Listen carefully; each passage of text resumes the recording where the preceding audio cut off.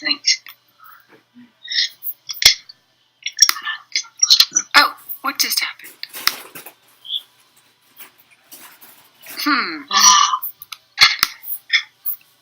How have you been anyway?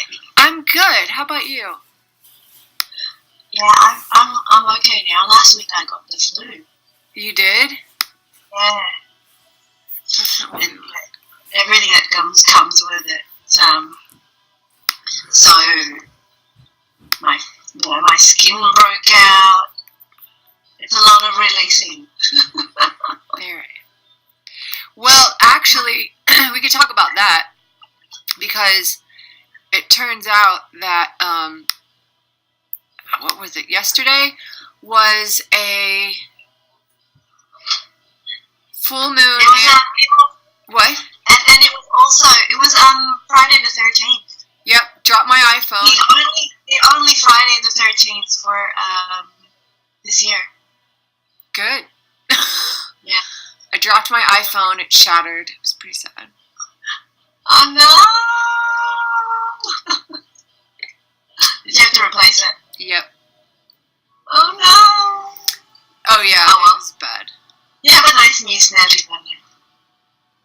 It's not that. It's that I really liked that iPhone and I worked really hard to keep it intact. And when I dropped it, I had it on my shoulder like a jerk, an idiot. And I was in the middle of a conversation that I shouldn't have been having in the first place because we were going back and forth about negative thinking. And it was frustrating me. It had already frustrated me. And then I kept going and I was like, why am I even having this conversation? And then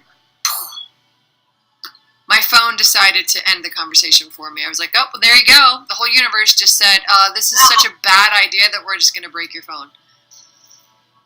Yeah. But I had that phone forever. I loved that phone. So I put Scotch tape all over it to save what's left of the screen. And I'm keeping it. It still works. Oh, you're keeping it.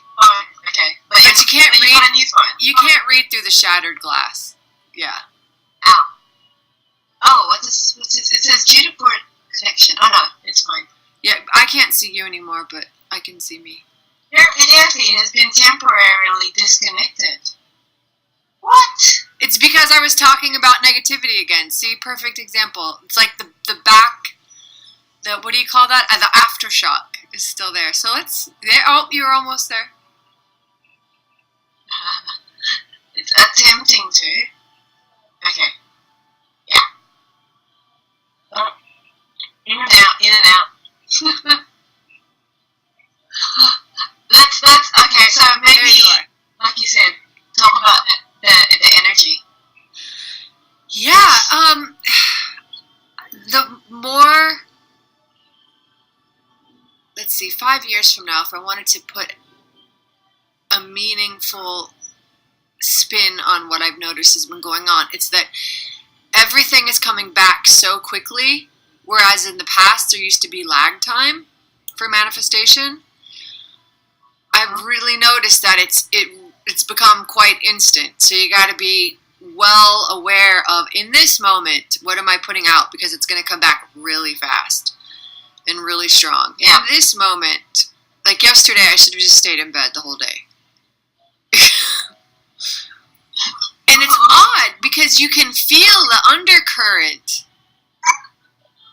but we're so used to putting up with feelings even slightly bad that we keep going. Does that sound familiar to your sickness at all? Yeah, that's true.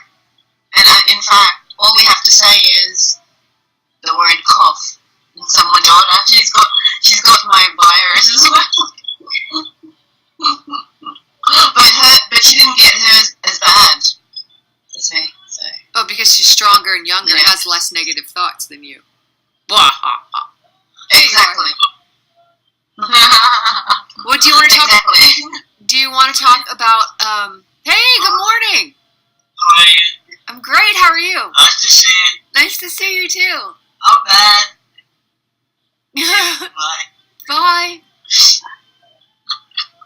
Do you want to talk about the Love Note game? Yeah, let's do that. notebooks to show on the video so you can see them close up in person. Oh, So they're cute. They have on the back, the little instructions are on the back, which you probably can't read from that far away, but it has the and now hashtag. I can read it. Oh, you can? Oh, good. Yeah, I can.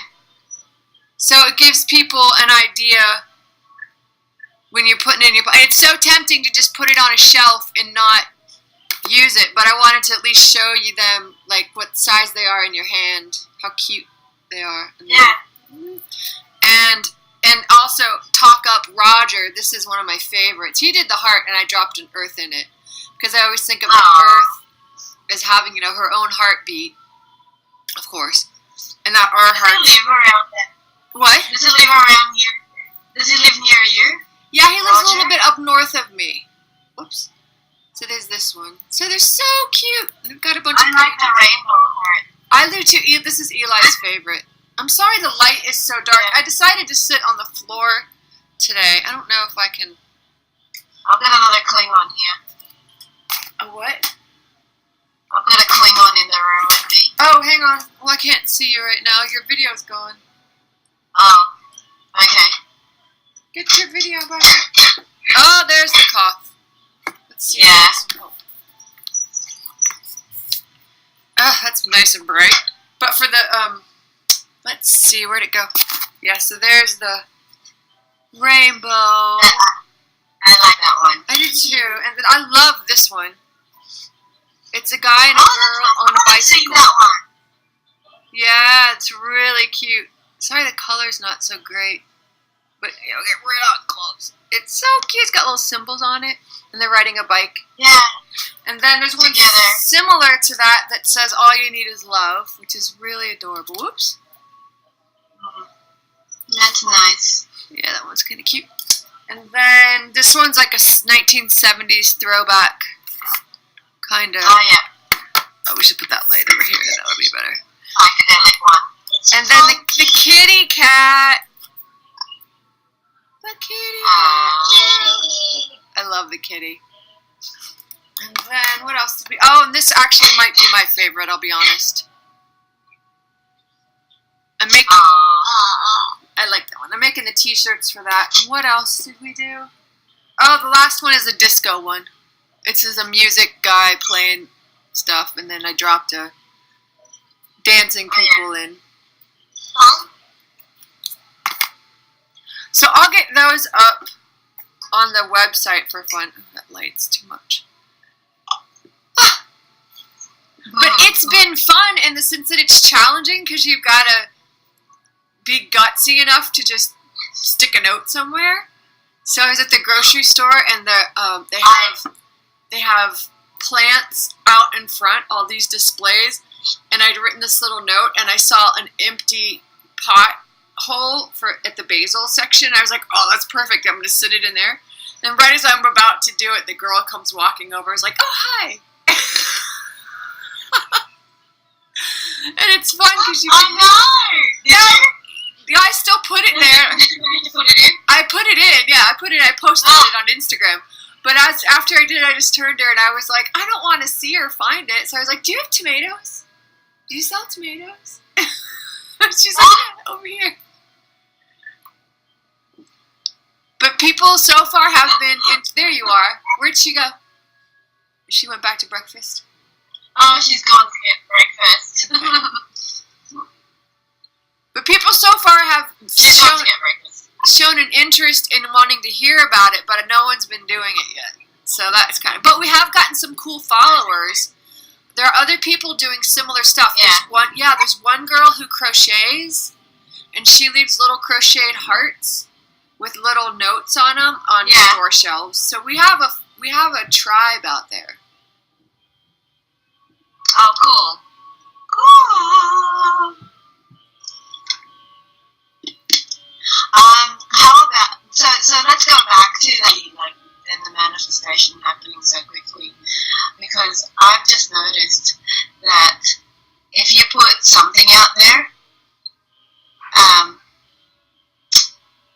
doors open very quickly, but what's happening is they do sequentially.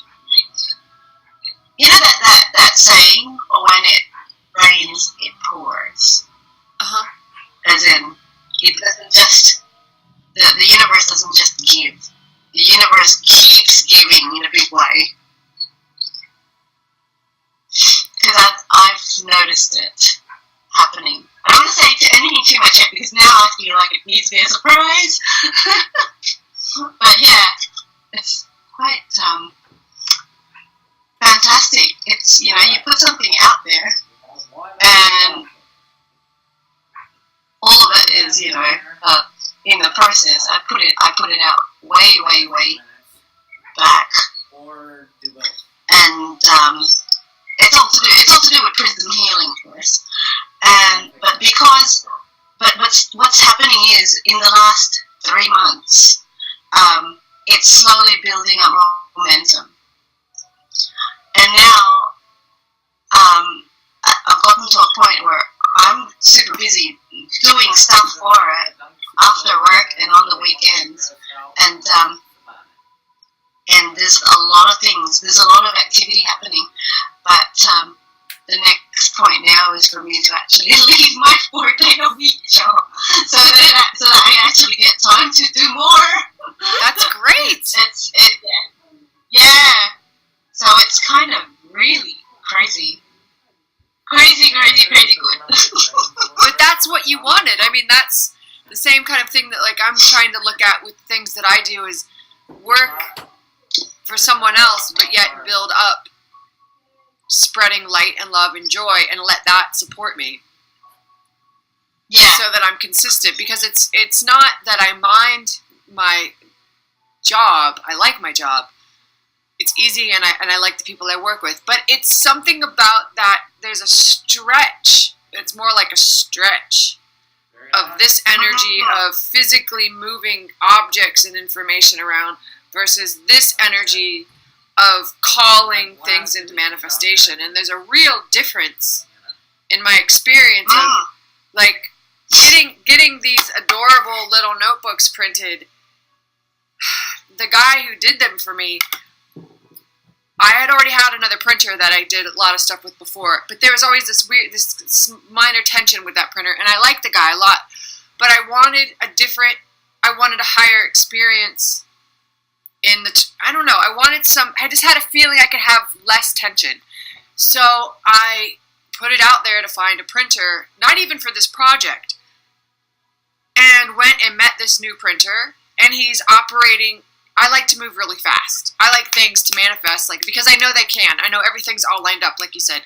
And I like it to go really smooth, really fast, and really quick, and no bullshit. I just can't stand it when it gets bogged down in the details, because I know the details will take care of themselves. So I called this printer, I went and I met him, and I was like, hey, I have this other job. Will you do this for me? He's like, what is it? I went to my car, took him the things, boom. In like 1 week, I'm sitting on 300 books. Wow. Yeah, and all I did was just in 2 hours or 3 hours, threw the covers together, did the backs, sent the files. He's like, cool, have it done in a week. I'm like, there you go. That's how God rolls. Ask and it is given, And it was super easy. Whereas before I used to have to go through, here's a proof, and then it was like a week before they went to print, and Well, that's how it is at the moment at my job, that 4-day-a-week telco job as well. And you know how it is.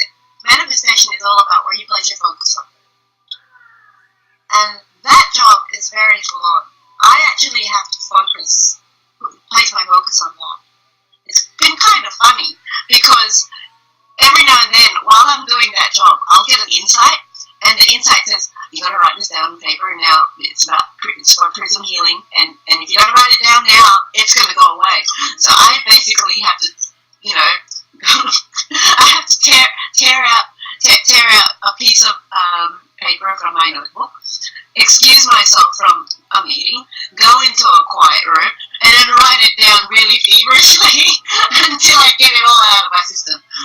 And I thought, okay, it's out, fine.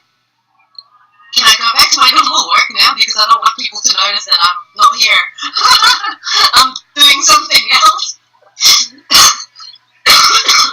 So, but yeah, it's the fact that I'm placing so much of my focus on that. And although I like it, it's not something that I love.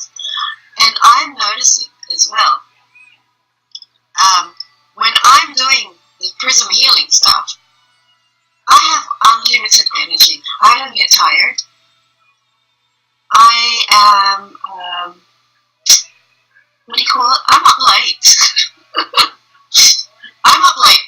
Hey, I'm waking up early for this. and it's actually stuff that I find fun. You know, but that's the way it's supposed to be. Sorry. That's right. That's right. That's right. That's the way it's supposed to be, because it's doing stuff that you love and stuff that you find fun. And the other stuff, yeah, no, it's not as fun as it used to be anymore. But that's all right, because when you're in your passion, when you're here doing what you came here to do, you jump out of bed and your feet hit the floor really fast. Like when I was doing all my single mom stuff, I never slept. I was on the computer till 3 a.m. I'd get up at 6 and just keep going and blogging and blogging and blogging. I mean, anybody coming into my life now would look at me and be like, "You've been done shit," because I tore it all down off the internet because I was depressed and went through all that other crap. But that was all good, because in that vein of passion, I was unstoppable. I was at churches talking to moms, the YMCA, what do you call it? Homeless shelters for single moms and everything. But I wasn't even aware that I was doing it, because it was just like you were saying, the ideas would just come and I would go do it, and they would come and I would go do it. But when you have that split energy where you're at your job and you're building, it's very draining, because like you said, you can only focus on one at a time. And that's right. That lower vibration isn't bad. You said it really well. It's just not as fun, because your body doesn't want to do it. Your body knows that, like, given the choice in any given moment, it wants to be up here. And that fast energy is life-giving. So that's why you're not tired. But down here, it's slower, because it's not leading you. I'm going down, down, down, down, to more of what fuels you. It's just a lower vibration. So it's just so obvious. But you said it really well. It's not, you didn't in any way indicate that you hate it. You just said it's, not as fun. And that's a perfect word, because if it's not fun, why bother? And here's the thing, back in my 20s, when I set out to have a career in this industry, I loved it back then. I really loved it. And I used to work 12-hour days doing what I do. But, I've just outgrown it. And people outgrow things. And it's not fun anymore, because I want to do something else. That's why. That something else is a lot more fun. Yeah, and that's good, because now you've come full circle. We grow into fun. When we learn to walk, all we want to do is have fun and run down the street and see how fast we can go. And then someone presents you with what I call non-tangible ideas. I think Ayn Rand says, we go from tangible ideas, like this is a notebook. By definition, it means a body of paper bound together. That is what a notebook is. That's a tangible concept. What is a table? It is a flat surface with supports. That is a table. Those are concepts. And then as a child, we move into higher concepts with their non-tangible.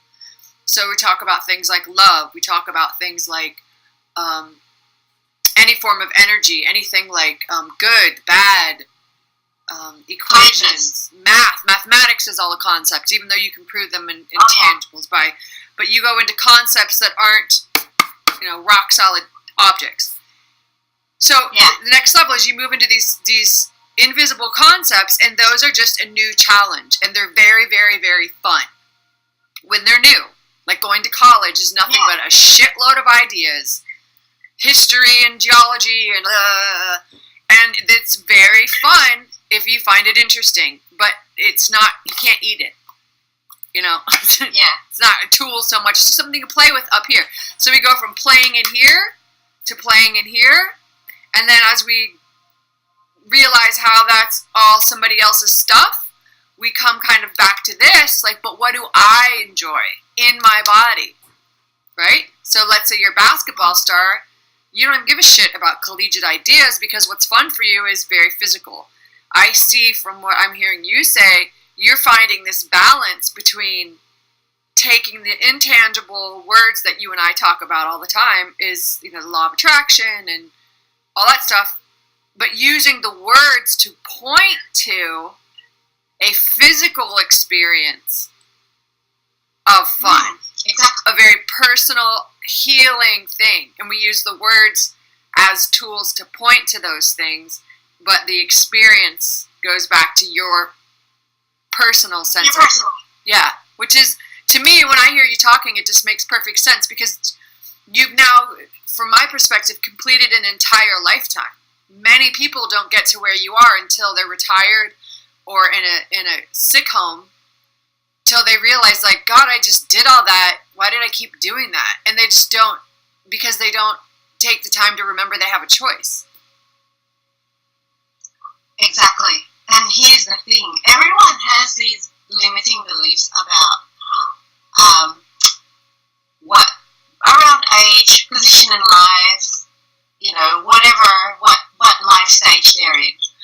Oh, I'm already in my 50s, I can't find another job. Or, oh, I'm already in my 40s, I can't possibly start something new. Bullshit. Yes, you can. My parents would tell you I should quit starting something new because that's all I do. I'm always next. Yeah. And you know what? They have this. They've created this whole belief system around that as well. You know how when you're younger, your parents are only about, well, you should go get a job and get settled down.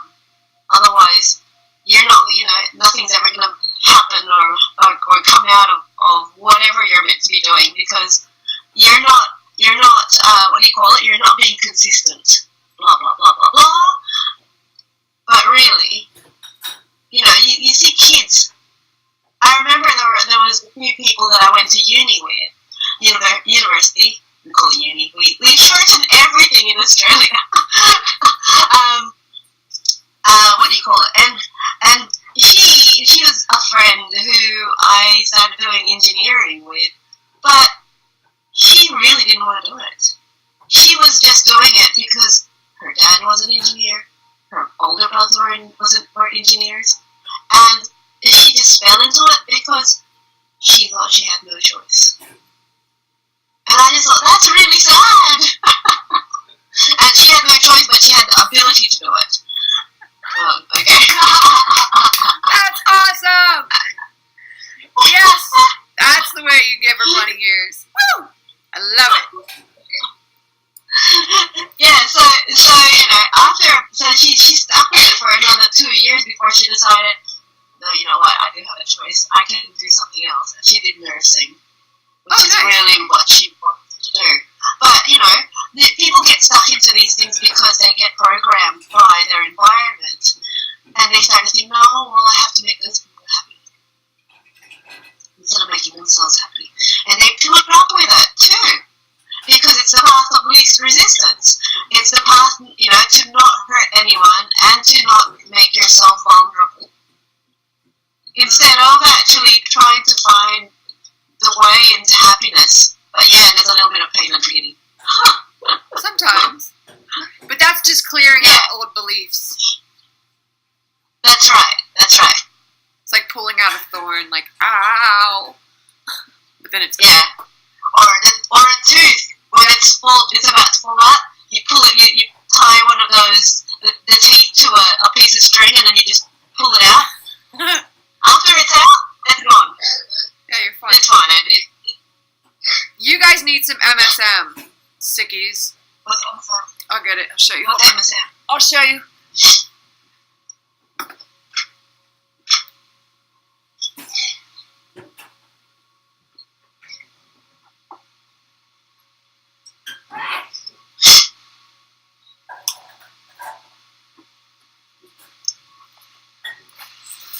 Here you go.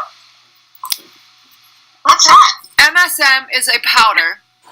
Make sure you get powder. Don't buy the pills. Just get powder. Let me write it down. Yeah, you better.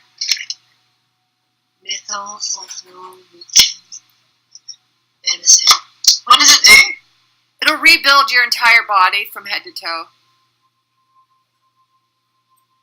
A minor detail.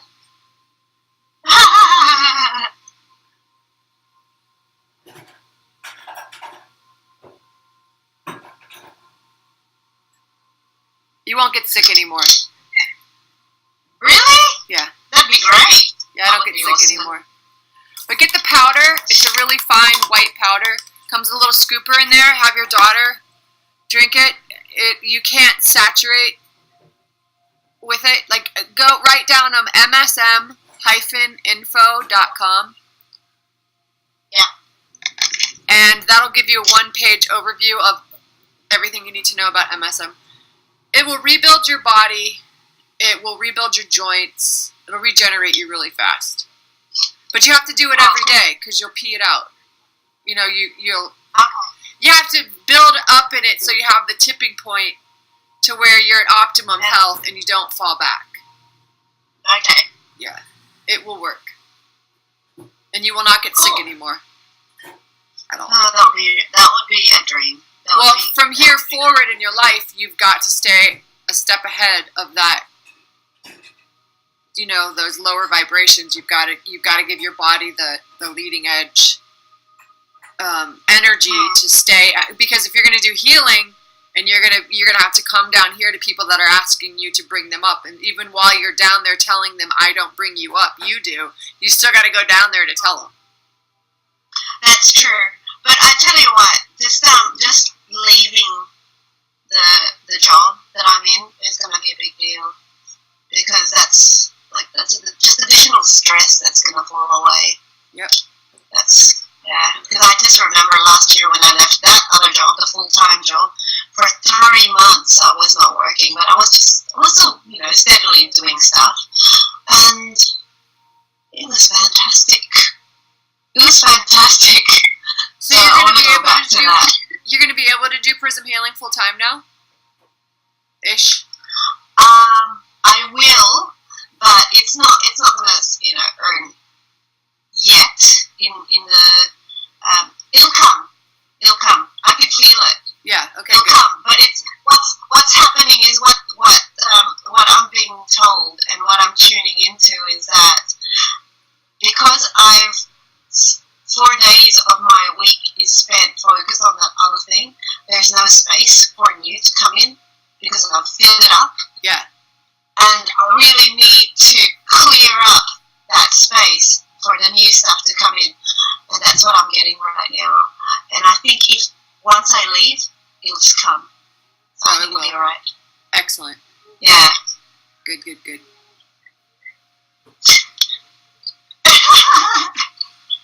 going to sleep better.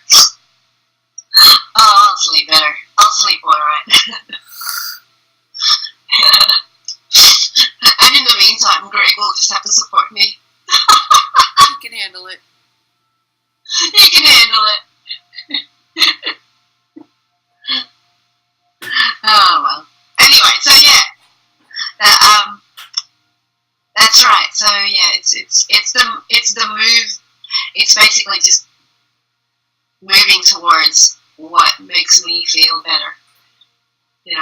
At the moment, and the instinct is do this.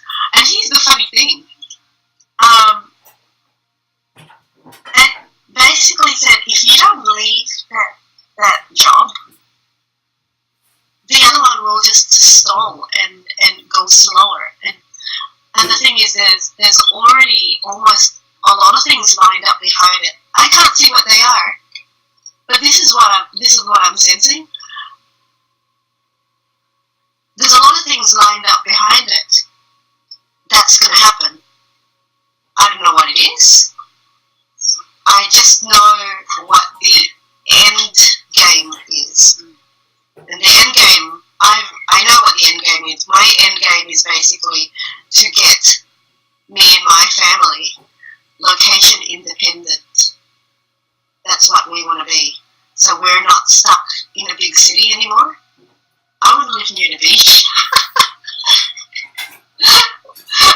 and I don't want to live in a big city anymore where there's too many low vibes around. So that's the end game, but that's probably 2 or 3 years away. But that's all right. Let's have some fun between now and then. Let's both do that. I have some family goals too. We both are gonna.